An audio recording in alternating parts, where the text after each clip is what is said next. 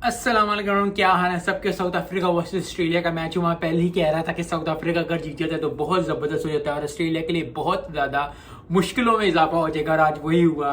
Australia हार गया और अच्छी मतलब कंपटीशन भी इतना ज़्यादा नहीं था। यस, वो थोड़ा सा आउट का थोड़ा सा बना, लेकिन एट द एंड ऑस्ट्रेलिया जो है वो एक बुरी सी शिकस्त जो है वो साउथ अफ्रीका से आ रहा है। साउथ अफ्रीका की टीम बहुत स्ट्रांग लग रही है। आई थिंक बहुत ज़बरदस्त परफॉर्मेंस साउथ अफ्रीका की है, क्योंकि अब जो है ऑस्ट्रेलिया 2 मैच हार गया है और 2 मैच हारने का अगर कोई भी टीम 3 मैच हार जाती है तो उसके लिए काफ़ी मुश्किल हो जाएगा क्वालिफाई करना सेमीफाइनल के लिए। तो ऑस्ट्रेलिया को काफ़ी ज़्यादा मुश्किल होगी। अब जो है अगला मैच आई थिंक उनका पाकिस्तान के साथ ही है, लेकिन काफ़ी ज़्यादा जो है वो मुश्किल हो गया है। डिकॉक की बात करें, डिकॉक ने बैक टू बैक सेंचुरी की है। कोई भी प्लेयर अगर बैक टू बैक सेंचुरी करता है तो उसकी तारीफ तो बनती है। सो डिकॉक की ज़बरदस्त परफॉर्मेंस, करम की भी अच्छी परफॉर्मेंस थी।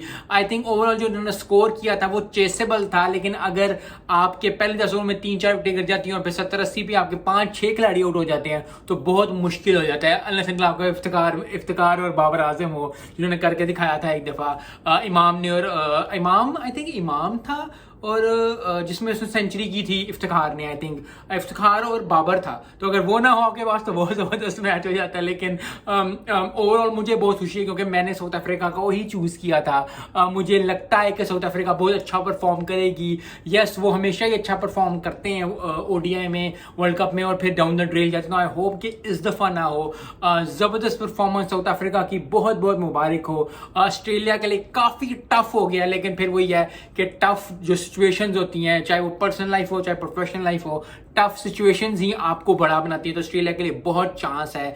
1999 के वर्ल्ड कप में भी यही हुआ था कि ऑस्ट्रेलिया काफ़ी मैचेस हारा था, फिर एक दफ़ा जीतना शुरू हुआ ग्रुप स्टेजेस, और फिर आपको पता है कि फाइनल में चैंपियन कौन बना, तो ऑस्ट्रेलिया ही बना था। मैं चाहता हूँ कि साउथ अफ्रीका जो है वो सेमीफाइनल्स में जाए। मैं चाहता हूँ कि पाकिस्तान सेमीफाइनल में जाए। मैं चाहता हूँ कि इंडिया सेमीफाइनल में जाए। मैं चाहता हूँ कि न्यूजीलैंड जाए।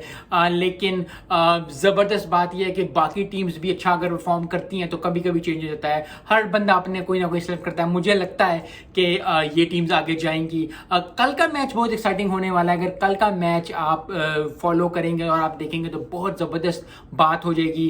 वो बात है बांग्लादेश वर्सेस न्यूजीलैंड की। अगर बांग्लादेश, और दुआ है कि बांग्लादेश कल न्यूजीलैंड को हरा दे, अगर बांग्लादेश कल न्यूजीलैंड को हरा देता है तो बहुत ज़्यादा ज़बरदस्त बात हो जाएगी, क्योंकि फिर बांग्लादेश के भी 4 पॉइंट्स हो जाएंगे। जब तक 3-4 टीम्स के पॉइंट सेम रहेंगे तो फिर 100 पे बात आएगी। जब 100 पे बात आएगी तो काफ़ी ज़्यादा डिस्कशन, तो काफ़ी ज़्यादा उतार चढ़ाव रहेगा। तो आई होप कि एक्साइटिंग बनाने के लिए वर्ल्ड कप को तो मुश्किल है थोड़ा, लेकिन फिर वो ये है कि मुश्किल तो आती हैं, चाहे ज़िंदगी में हो, चाहे प्रोफेशनल लाइफ हो, चाहे पर्सनल लाइफ हो। अगर आपने आगे बढ़ना है तो आपको बियॉन्ड अपने फियर से जाना पड़ेगा। और आई होप कि बांग्लादेश जो है कल वो अच्छा परफॉर्मेंस दे, अच्छी परफॉर्मेंस देने के साथ तो वर्ल्ड कप में भी अच्छी परफॉर्मेंस दे, क्योंकि अभी तक अच्छी टीम को बांग्लादेश ने काफ़ी महीनों से नहीं हराया, जो कि इतनी जो बांग्लादेश को मैं जानता हूँ, जो बांग्लादेश के फैंस चाहते हैं। आई थिंक वो अगर बांग्लादेश कल खेलेगी अपने पूरे जोर से। यस, न्यूजीलैंड की टीम बहुत ज़बरदस्त है, बहुत अच्छा परफॉर्म कर रही है, लास्ट ईयर के फाइनलिस्ट हैं, they deserve all the praise. लेकिन अगर बांग्लादेश अपनी पूरे जोबन पे खेले तो बांग्लादेश कल न्यूजीलैंड को टफ टाइम दे सकती है, और टफ टाइम के साथ से हरा भी सकती है। So good luck to New Zealand और बांग्लादेश। और फिर सैटरडे को सब मैचों का एक मैच है, वो है पाकिस्तान वर्सेस इंडिया।